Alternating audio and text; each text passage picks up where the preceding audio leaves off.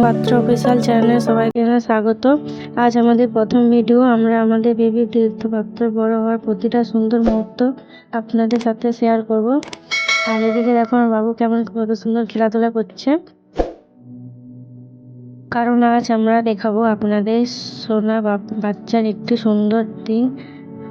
ওর বয়স এখন 3 মাস, ধীরে ধীরে বড় হচ্ছে, নতুন নতুন জিনিস শিখছে আর আমাদের জীবনে আনন্দ ভরিয়ে দিচ্ছে।